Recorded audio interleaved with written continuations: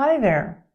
If you are convinced that an MBA is the right next step for your career, you might now be wondering, how do I choose the right program? With so many options out there, where do you even begin? When researching, you will need to consider both objective factors like rankings, accreditations, tuition fees, admission requirements, location, and program structure, and more personal ones like your friends' experiences and their feedback on different schools. In this series, I will walk you through how to interpret objective factors and will highlight what actually matters when choosing the right MBA program for you. We will cover rankings, admission requirements, and program structure.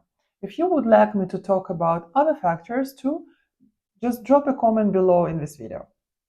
Welcome to Career Pragmatics, the place where we have real, straightforward conversations about career growth, education, and navigating professional life. I'm Natalia, and I have coached over 1,000 graduate students and MBA candidates from top European business schools on their career.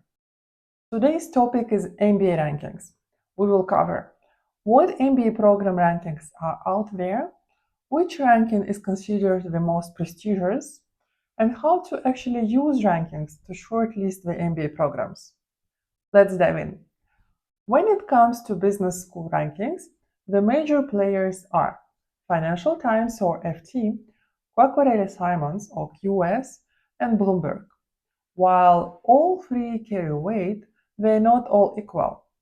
Being featured in QS or Bloomberg is impressive, but the FT ranking is widely seen as the gold standard for full-time MBA programs. Why FT? Here are three key reasons. 1. What they measure. FT places strong emphasis on alumni outcomes and school diversity. Their metrics include weighted salary, salary increase, career progress, and alumni recommendations. 2. How they collect data. FT surveys alumni 3 years after graduation and combines that with school-submitted data. They cross-reference to ensure accuracy, which makes the process robust and reliable. 3. Selectivity. FT includes just 100 MBA programs worldwide. In comparison, Bloomberg ranks 111 and QS ranks over 340. That selectiveness makes the FT ranking particularly competitive. Now, how to use FT rankings? Starting with the FT list is a smart way to build a shortlist that aligns with your professional goals, budget, location preferences, program culture, curriculum, alumni network, and personal fit. Also, don't just look at the current year. Check out the past 5 years. You will notice that around 95% of the top 20 schools stay in that range consistently. Even when schools drop slightly, they typically stay with the top 35. This kind of consistency indicates stability and quality. So if you are aiming for the top programs, that's where you should focus. These schools are internationally recognized, often have larger cohorts, world-class faculty, and influential alumni networks. But keep in mind, they're highly competitive and come with higher tuition fees. So be realistic about what you need from an MBA. Then, programs rank 26 to 50. Some top programs occasionally drop out of the top 25, but remain consistently within that range over time. Many of them still hold strong reputations and enjoy solid global brand recognition. Some schools in this tier also offer more flexible admissions criteria and tend to be more affordable. However, it's important to look at historical data, not just the current rankings. When I refer to programs in this range, I mean those that consistently stay within it, not schools that have recently dropped out of the top. Lastly, programs ranked 51 and beyond. This range is where you might find hidden gems, especially in terms of geographic diversity. The schools may not be globally famous, but they often hold strong reputations within their countries or regions.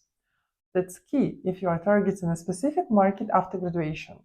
For example, if your goal is to relocate and work in Germany, a program ranked 50th at a German business school may serve you better than a top 20 program in France. Why? Local schools tend to have stronger employer connections in the region, a more relevant alumni network in the region, better culture and job market exposure in the region. That local edge can really help when transitioning into the workforce post-MBA. Now, let's debunk a few MBA ranking myths. Myth 1. If a school reports an average salary of $150,000, you will earn that too, 3 years after completing your MBA. Reality? Your post-MBA salary depends heavily on your pre-MBA earnings and how closely your career path aligns before and after the program. Also, keep in mind that the average salaries reported in rankings like the Financial Times are PPP adjusted, that is, adjusted for purchasing power parity.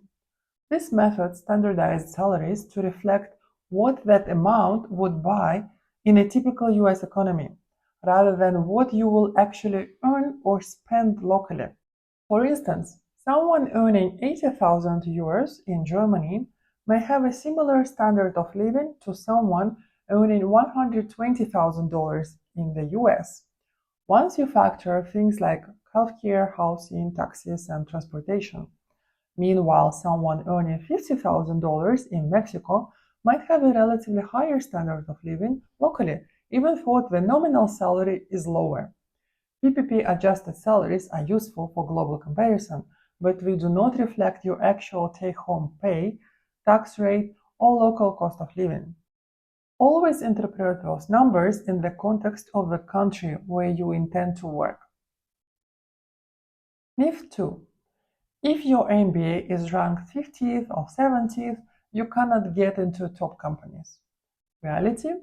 Top schools may have more alumni at those companies, but employers, at least in Europe, care more about your skills and experience than the number on your diploma. Myth 3. Top-ranked schools guarantee job placement. Reality? Schools provide resources and connections, but the responsibility to land a job rests squarely on the candidates. The school cannot get you hired. You have to earn it. To wrap it up, MBA rankings, especially the FT ranking, are a great tool to help narrow your search. But don't stop there. Also consider historical consistency, admission requirements, tuition, program culture and location, alumni networks, curriculum, and how well the program matches your professional goals. I would say this is the most important.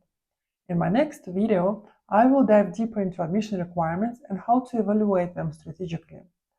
Thanks for watching. I hope this helped you navigate MBA rankings with more clarity and confidence. See you next week.